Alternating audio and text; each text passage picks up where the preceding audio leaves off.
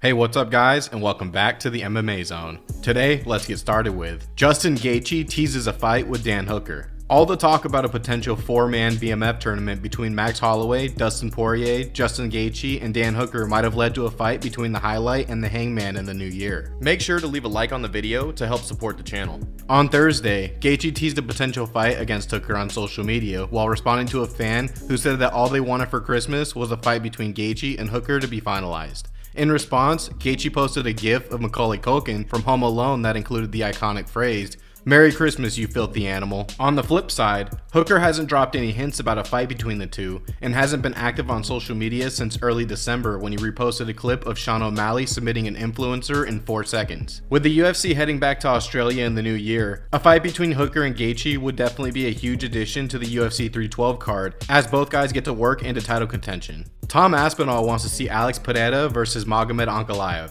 Alex Pereira created quite a stir this week when he posted, "It won't be Ankalaev." The post racked up the engagement as fans weighed in on the possibility of Alex defending his title against someone other than Magomed Ankalaev, who Dana White said was next in line for a crack at the title after his win over Alexander Rakic. Now, Tom Aspinall has weighed in on the situation in his latest video for his YouTube channel, saying that a fight between Alex and Ankalaev has to be made in the new year. The fight that I'm looking forward to the most is Alex Pereira versus Ankalaev. What a clash of styles. Southpaw, wrestler, front foot fighter against a knockout merchant that is Alex Pereira. 2025, that fight has to be made. That could be one of the biggest fights, potentially in the UFC, definitely in the light heavyweight division, and that is something that I am very, very much looking forward to. Big guys, knockout power, throwing down, I want to see it. On top of all the fans who were responding to Pereira, Magomed Ankalaev also weighed in, calling Pereira a chicken. Last we heard, Alex is targeting a return to action in March or April after his win over Khalil Roundtree to wrap up the year. Considering Dana White had said that Ankalaev was next in line for a title fight at 205, the expectation has been that when Alex is ready to return, he'll be booked to fight Ankalaev, but now it sounds like that might not be the case. One thing to consider here is that Ankalaev is Muslim, and with Ramadan running from the end of February through the end of March, if UFC is trying to book Pereira for a fight in the middle of March, Ankalaev may be unavailable. Kamaru Usman talks about rumored fight. There's been tons of talk about Kamaru Usman's return in the new year. However, rumors that Usman would be back in action on the UFC 312 card were shut down earlier this week when it was reported that there was a pretty good chance that Jack Della Maddalena wouldn't be on the card at all. During an interview with Main Event TV, the former pound-for-pound kingpin weighed in on the situation, and although the UFC 312 card is still a ways out, it sounds like Usman isn't shutting the door on a potential showdown with JDM. I've seen the interviews of him wanting to lobby for that fight, which is great. I mean, if I'm in his position, that's what you do. You lobby for the biggest name in the division to try to get yourself to that next level. So more power to him for doing that. But at the end of the day, like I said, now it's time for me to be honest with myself. And if I'm prepared to go in there and do that, absolutely. Like I said, I've been through guys and guys and guys in this division, and it doesn't matter who it is. As long as I'm prepared and this vehicle's ready to go, I'll jump in there and put it to the test. February is a few months away, so that's tough to say, but we'll see what happens. The last time we saw JDM in the octagon, he picked up a third round finish against Gilbert Burns, which catapulted him up in the rankings. Now, with the Aussie looking to make his case for a title shot undeniable, a fight between him and Usman certainly makes sense. The big question, of course, is whether the stars align for the fight to happen in February. The MMA community roasts Colby Covington for livestream footage. The L's just keep coming for Colby Covington. After losing to Joaquin Buckley and getting eliminated from a poker tournament, Colby took another L on Thursday when fans started roasting him for flirting with a virtual blackjack dealer during a Twitch livestream. Let's ask her where she's from. See if I still got game. Oh, she's smiling, boys. We got her. No, no, no, come back. Oh my gosh. Oh my gosh, this is the worst day of my life. I found the one. What? No. Oh, don't kick us out. I love her. She's absolutely stunning. Where you at, baby? Feel like you're the one. Okay, I see you. I see you. You ain't getting away from me that easy, sugar mama. The MMA community was quick to weigh in on the situation, with one fan writing, "Why does Colby seem so much like the type of person he mocks?" Another joked, "The CTE is taking over." Others joked about Covington's string of L's over the past few weeks, writing, "Colby trying so hard to get a hit of dopamine." One added, "Shake my head, another day, another Kobe L. Bro probably thinks like him." Another replied, "The Colby downfall must be studied." A couple fans poked fun at Colby for being a frequent Twitch streamer. Colby being a Twitch streamer is so funny, not gonna lie. Another agreed. Buckley really sent that man to Twitch, LMAO. One fan joked, "Gotta be down bad if you hitting on the virtual blackjack dealer." The former interim champ may not have won a fight since 2022 when he beat Jorge Masvidal in a grudge match, but since his loss to Joaquin Buckley in Tampa, he's already called for a fight with Gilbert Burns as he looks to get back in the win column and get his revenge on Burns for leaking Chael Sonnen's number. UFC Fighter responds to weight miss accusations. Randy Brown wasn't too happy when Brian Battle missed weight leading up to their UFC 310 fight. Although Battle wound up giving a chunk of his purse to his opponent because he missed weight, Rude Boy argued that Battle knew he wasn't going to make the weight, and he made a conscious decision to come in overweight so he had an advantage on fight night. This week, Battle fired back in an interview with MMA Fighting, saying that he was trying to make weight all the way into Friday, the day of the weigh-in, and even though he missed the weight by 4 pounds, he went into the fight weighing the same as he would have had he made weight. "I walked into the cage the same weight I would walking if I had made it. I don't like being above a certain weight fighting at 170 because people are fast. I saw some people throwing that around. It's like if that's going to help you rationalize it, but no, I did my very best to make the weight. I squeezed all the juice I had out of me. Not only do I have any ill will towards him, if I was ever up in New York, I wouldn't mind getting some training in with him. I wouldn't mind taking him out to eat and picking his brains on some things. If he's talking, if he's making noise, go ahead, get it out there, but he's a great fighter." During the interview, Battle also said that after a razor-thin split decision, he's down to run things back with Randy Brown to settle things once and for all, despite the fact that Rude Boy called him a bum. Considering Brown is likely down for a rematch, and we've seen the UFC book rematches in cases where there's a close decision, we might get to see these two throw down again in 2025. Tom Aspinall talks about Jon Jones' fight in 2025.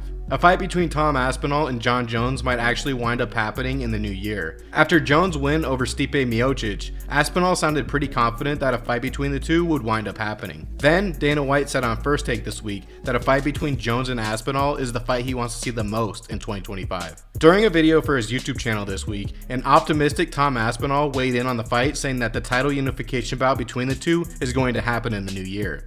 2025, Tom Aspinall, Jon Jones unifying the heavyweight belts. One of the first times in recent memory that this has been done. Two heavyweights with belts fighting each other. I was there for the Stipe fight, obviously, in New York City, Madison Square Garden. Good fight against Stipe. Let's remember, I ain't Stipe. Completely different. And I possess a whole different attribute of skills. With plenty of talk about the fight happening in the new year, Daniel Cormier weighed in on Dana White's latest comments while speaking with MMA Junkie's Mike Bone in an interview, where he said that if he was Jones, he'd think about booking a fight sooner rather than later, considering he's already 37. Yeah, Dana would say that if he feels like they're getting closer or it's done. I would probably think to the summer. If I was Jon Jones, I would do this earlier than later, because every month that passes, he just gets older and Tom Aspinall gets better. So I would try to do this as soon as possible. I wouldn't want to wait until New York next year, where he's almost 38, 39 years old with a kid that just continues to improve. Cormier also said that he's had a hunch that Jones has been negotiating publicly when he talked about retirement leading up to the Stipe Miocic fight.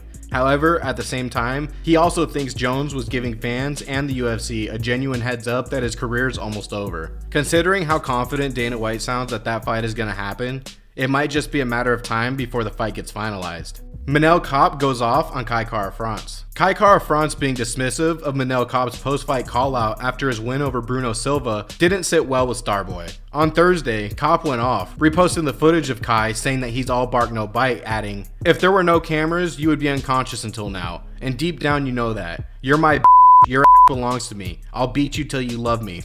Even though there's plenty of bad blood between the two sides, it sounds like a fight isn't going to happen considering Kara-France seems to be focused on getting a title shot. Gilbert Burns reacts to Colby Covington call out. If Colby Covington wants to throw down in 2025, Gilbert Burns is down. After Colby called out Burns online, saying that he wanted to get revenge on the UFC vet for leaking Chael Sonnen's phone number, Gilbert responded with a series of posts. First, he posted a picture of Colby bloodied and battered with the caption, "April, Miami?" He then followed it up with another post telling Colby to sign a contract for April in Miami. "Miami, April, just sign the contract. I know you not showing up." The UFC still hasn't confirmed that they'll be going to Miami in April, but both Burns and Jorge Masvidal have talked about the card, so it might just be a matter of time before the UFC announces the event. Sean O'Malley is deleting all his social media accounts in 2025 until his next UFC fight. He went on his Instagram story and wrote this: 2025, I'm deleting all my social medias off my phone until my next fight. My team will be running my socials. We will still make content, but I just need a detox from my phone.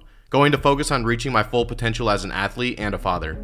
The MMA community reacted to the rumor of Alex Pereira and Khamzat Chimaev fighting next. It was rumored last night that the UFC is working on a match between Alex Pereira and Khamzat, but nothing has been confirmed or contracted yet. As of right now, it's not clear if Alex wants to move down weight divisions like he talked about a couple of months ago, or if Khamzat is wanting to move up. Khamzat is next for the winner of Strickland vs DDP, so it doesn't make sense for him to move up, but at the end of the day, his weight issues could be a reason to move up and fight Alex Pereira. A lot of MMA fans are speculating that this could be the fight Dana White was talking about during the UFC Tampa post-fight press conference. Also, back in 2023, Khamzat did call out Alex Pereira on Twitter, writing, "Dana White, let me finish him." And with Alex coming out saying his next fight isn't against Magomed, there could be some validity to this rumor. The MMA community reacted to the rumored fight. Here's what Robert Whittaker had to say. You say that because I saw a rumor that Chimaev might go up and fight Pereira.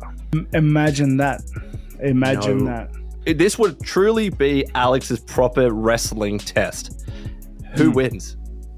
Chimaev, easily. Not easily. Chimaev, though.